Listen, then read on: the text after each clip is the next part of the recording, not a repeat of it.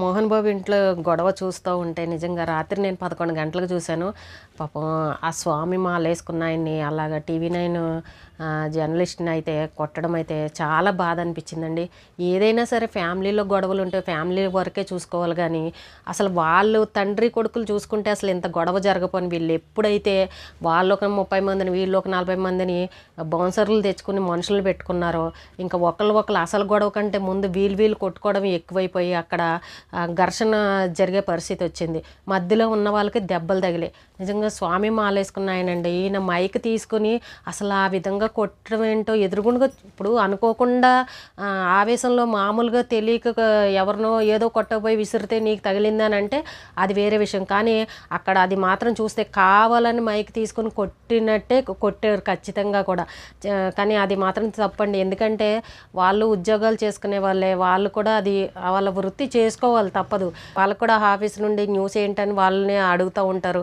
వీళ్ళు ఏంటంటే ఇంకొంచెం ముందరకు వెళ్ళిపోయి న్యూస్ చెప్పాలన్న ఆలోచనలోనూ వీళ్ళు ఏం జరుగుతుందో కూడా కొంచెం చూసుకోకుండా వెళ్ళిపోతూ ఉంటారు. చాలామంది ఇలా గాయాల పాలైన వాళ్ళని చాలామంది చూసాం. కానీ ఇక్కడ మాత్రం పాపం ఆయన చేతిలో మైక్ తీసుకుని ఆ స్వామిని కొట్టేసరికి చాలా బాధ అనిపించింది. పైగా చూడండి, దాన్ని చూడడానికి పైన చిన్న దెబ్బలాగా అనిపించినా కూడా లోపల ఆయనకి ఈ నదరకంట మీద అంటారు చూసారా, ఇక్కడ కనుక తగిలింది అని అంటే చిన్నపిల్లలకైనా పెద్దవాళ్ళకైనా ప్రాణం పోతుందని చెప్తారు.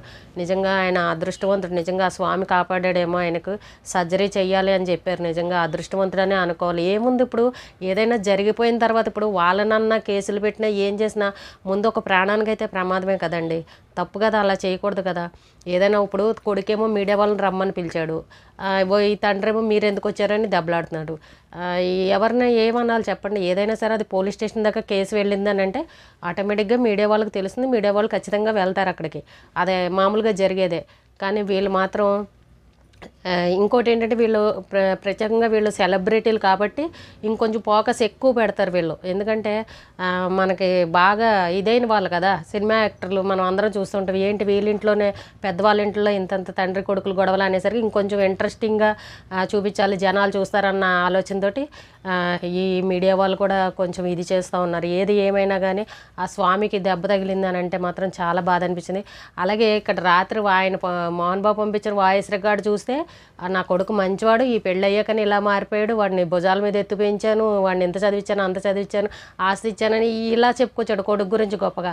కానీ ఇప్పుడు తెల్లారి ఇంత కొట్టుకున్న తర్వాత మళ్ళీ మనోజ్ వచ్చి ఏమని చెప్పాడు, మా నాన్న చాలా మంచివాడు, ఇంతకుముందు నాన్న కదా, మా నాన్న చాలా మారిపోయాడు, మా నాన్నని ఆ విధంగా బెదిరించారని చెప్పేసి కొడుకు చెప్తున్నాడు. అంటే తండ్రి కొడుకుల మీద ప్రేమ అయితే ఉంది, కానీ చివరికి ఆవేశంలోనూ ఎవరిష్టం వచ్చినట్టు వాళ్ళు ఏం చేస్తున్నామో తెలియకుండా దెబ్బలు తగిలే విధంగా కొట్టేసుకుంటున్నారు. తర్వాత ఆ కోపం తగ్గి శాంతించిన తర్వాత అయ్యో నేను తప్పు చేశాను అని అనడం, మా నాన్న మంచివాడని మా కొడుకు మంచివాడని ఇలా మాట్లాడుకోవడం, పైగా సారీలు చెప్పడం, క్షమించండి అనడం, తప్పు అయిందని అనడం, ఇలాంటివి చెప్తుంటే చాలా విచిత్రంగా అనిపిస్తుంది. ఏదైనా మధ్యలో ఉన్న వాళ్ళకి పాపం గాయాలు అయ్యే కదండి మీ వల్ల. కాబట్టి అసలు ఇది నిజంగా చెప్పాలంటే ఇది చిన్న విషయమే. అది వీళ్ళు ఏంటో ఒక సమస్యను పరిష్కరించుకోవడానికి ఇప్పుడు ఇంకొక 4 సమస్యలని పోగు చేసుకున్నట్టు అయింది. చూసారా, ఇప్పుడు మధ్యలో వాళ్ళ ఇంటి విషయం మాట పక్కన పెడితే వీళ్ళు ఇంకా లేని సమస్యలను కొత్త సమస్యలను కొని తెచ్చుకున్నట్టు అయింది. ఎందుకు చేసుకుంటున్నారో మరి ఇలాగ అర్థమే కావట్లేదు. వాళ్ళే 10 మందికి చెప్పే పంచాయతీలు చెప్పి తీర్పులు చెప్పే వాళ్ళే ఈవేళ వాళ్ళ ఇంట్లో పరిస్థితిని వాళ్ళు చక్కదిద్దుకోలేకపోతున్నారని అంటే ఏంటో అర్థం కాదు. ఏదైనా అంటాం కదండి, మన దాకా వస్తే కానీ తెలీదు అని అంటాం. ఎదటి వాళ్ళకి చెప్పేటప్పుడు నీతులు బాగానే చెప్పేయగలం, వాళ్ళకి అలా కాదు ఇలా కానీ మనం సర్ది చెప్పేయగలం. ఒకళ్ళు తగ్గండి, ఒకళ్ళు ఇది అవ్వండి అని చెప్పేసి తీర్పులు చెప్పేస్తాం. కానీ వాళ్ళ ఇంట్లో సమస్య వచ్చేసరికి మాత్రం ఎవ్వరూ తగ్గరు. ఇటు తండ్రి తగ్గడు, ఇటు కొడుకు తగ్గడు. నువ్వంటే నువ్వెంత అన్నట్టు దెబ్బలాడుకున్నాడు. ఆస్తి కోసం అని చెప్పేసి పెళ్లి గురించి ఆస్తి కోసం అని చెప్పి గొడవ అంటారు. కొడుకు వచ్చి అంటాడు, అదేంటి నేను ఏనాడు ఏ ఆస్తులు అడగలేదు, నా భార్యని ఇష్టం వచ్చినట్టు మాట్లాడుతున్నాను, మా పెళ్లి గురించే గొడవ అంటాడు. ఇవన్నీ కాదు, వేరే గొడవలు ఉన్నాయి, అవన్నీ నేను సాయంత్రం బయట పెడతాను అంటాడు కొడుకు వచ్చి. చూడండి, అసలు విషయం ఏంటనేది బయటకు రావట్లేదు, కానీ కొట్టుకోవడాలు మాత్రం జరుగుతూ ఉన్నాయి. అలాగే గన్నలు కూడా ఉన్నాయి అంటున్నారు. నిజం, ఇంకా కోపాలు వచ్చేసి గన్నలు తీసి ఏమన్నా చేసుకున్నా కూడా పెద్ద ఆశ్చర్యపోక్కర్లేదు. ఆ తర్వాత మధ్యలో ప్రాణాలు పోయిన తర్వాత ఏదైనా జరిగిన తర్వాత అయ్యో తప్పైంది సారీ అని ఇలా చెప్తే ఎంత చిరాగ్గా అనిపిస్తుందండి. పోలీసుల వాళ్ళకి కూడా చిరాకు వేసింది. అందుకే అందరూ రండి మొత్తం అందరూ కలిసి అని చెప్పారు. ఏదైనా కానీ చిన్న సమస్య ఉన్నప్పుడు దాన్ని ఇంట్లోనే పరిష్కరించుకోవాలి. ఇలా వీధికి ఎక్కేదాకా కూడా తెచ్చుకోకూడదు. ఇంకా ఇలాంటివన్నీ చూస్తూ ఉంటే రాత్రి ఆ సీన్ చూసేసరికి అమ్మో వీళ్ళకంటే మనమే బెటర్, సామాన్యులమే బెటర్, ఏదున్నా కాసేపు అనుకున్నా ఇంకొకసేపు మాట్లాడుకుంటాం, ఏదున్నా మనకి ఇంట్లోనే జరుగుతాయి. కానీ ఎంత వీధికైతే ఎక్కంలే అని అనిపించింది నాకైతే. డబ్బుండి అన్నీ ఉండి కూడా ఏంటి వీళ్ళ పరిస్థితులు ఇలా రోడ్డు మీదకి వస్తారు. ఒక లెజెండ్ అంటారు, ఒక హీరో అంటారు, ఆయనకు ఒక రాజ్యసభ సభ్యుడు అంటారు, ఏంటి ఇన్ని రకాలు ఉండి కూడా పేరు ఈ రోజున ఆ పేర్లన్నీ కూడా ఒక్క దెబ్బతోటి ఈ పిల్లలు పుణ్యమా అంట గాలి కొట్టుకుని వెళ్ళిపోయాయి. చూసారండి ఎంత కష్టపడి రూపాయి దాచినా ఒక వయసు వచ్చిన తర్వాత పిల్లలు చెప్పిన మాట వినకపోతే ఇలా రకరకాల భరించాల్సిన వస్తుంది. ఆయనకు ఇప్పుడు ఈ వయసులో ఇవన్నీ అవసరమా నిజంగా చెప్పాలంటే? నిజంగా వాళ్ళు బెదిరిస్తున్నారో వెనకాలండి ఇంకేమేమి చేస్తున్నారో అది వేరే విషయం. కానీ ఆస్తులు ఉండేసరికి ఏంటో మనశ్శాంతి లేదు. చూసారా, ఇప్పుడు అంత ఉన్నాయి, కోట్ల ఆస్తుంది, కానీ మనశ్శాంతి ఉందా? పిల్లల వల్ల ఏమన్నా ఆయనకు సుఖం అనేది ఉందా? ఏంటో ఉండడానికి చిలకలాగా ముద్దుగా పిల్లలు కనిపిస్తున్నా తినడానికి ఉండడానికి లోటు లేనంత ఆస్తి ఉన్నా కూడా మనశ్శాంతి అనేది కరువైపోయింది.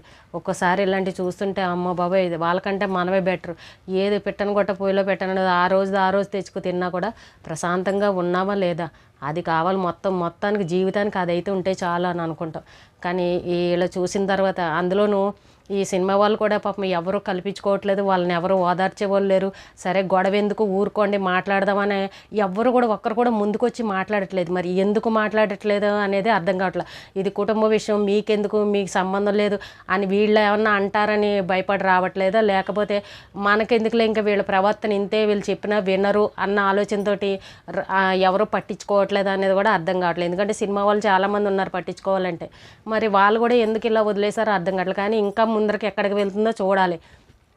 ఎందుకంటే ఇంకో విషయం ఏంటి అని అంటే ఆయన సామాన్లు బయట వేసేయడం, రాత్రి చూసాం గొడవ ఏం జరుగుతుందని టెన్షన్ పడే విధంగా అయింది.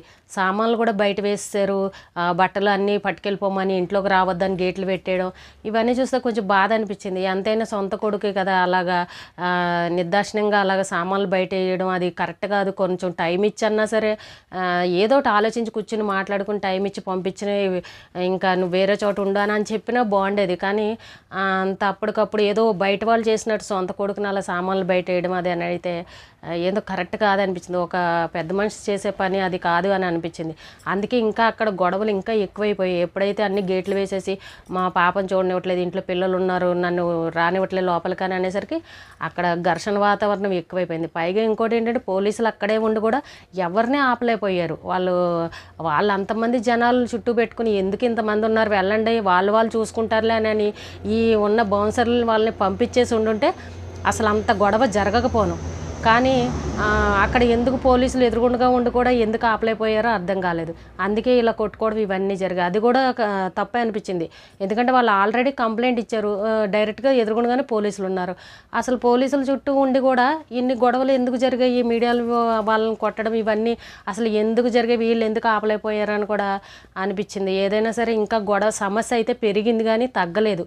కానీ ఇంకా సాయంకాలం నేను ఇంకా బయట పెడతానని మనోజ్ చెప్పడం, మరి ఇంకా అతను ఏం బయట పెడతాడో, ఈ ఆస్తి గొడవలా లేకపోతే ఈ పెళ్లి గొడవ లేకపోతే ఇంకా వేరే ఇంకేమన్నా ఉన్నాయా, కాలేజీకి సంబంధించిన విషయాలని అంటున్నారు. ఆస్తులన్నీ పనిచేసాం, కాలేజీకి సంబంధించిన విషయాలు అంటున్నారు.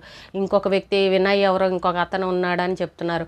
మరి అతని పాత్ర ఏంటి, అసలు ఇవన్నీ కలిపి నేను ప్రూఫ్లతో సహా చూపిస్తానని ఈ మంచు మనోజ్ అయితే చెప్తున్నాడు. చూద్దాం 5:30 కల్లా మీడియా వాళ్ళకి పిలిచి మాట్లాడతాను అంటున్నాడు.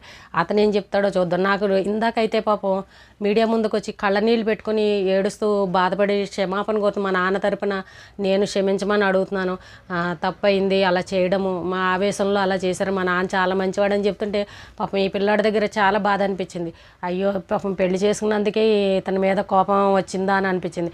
అలాగే నేను మా అన్నయ్య దగ్గర బోళ్ళు చేశాను, నేను ఏ రోజు ఒక్క రూపాయి కూడా ఆశించలేదు అని చెప్పేసి తను చెప్తూ ఉంటే కూడా సొంతంగా బతుకుతున్నాం మా భార్య నేను కూడా, వాళ్ళ పుట్టింటి నుంచి కూడా ఏం ఆస్తి తెచ్చుకోలేదు, నేను మా వాళ్ళని ఏమి దెబ్బలాడి తీసుకోలేదు, నేను ఎప్పుడు ఆస్తులకు పాకులాడలేదు అని ఇవన్నీ కళ్ళనీళ్ళు పెట్టుకుని చెప్తుంటే అతను చెప్పేది నిజమని అనిపించింది నాకైతే. కానీ మరి ఈ వెనకాల ఉన్న వాళ్ళు కావాలని మరి ఏం చేస్తున్నారు అనేది అయితే తెలియాలి. ఈ అబ్బాయి నిజాలు అయితే చెప్తానంటున్నాడు, చూడాలి అసలు ఎవరు నిజస్వరూపాలు, ఇందులో ఎవరు కరెక్టు ఎవరిది తప్పు అనేది అయితే తెలుస్తుంది. చెప్తానంటున్నాడు కాబట్టి తెలుస్తుంది.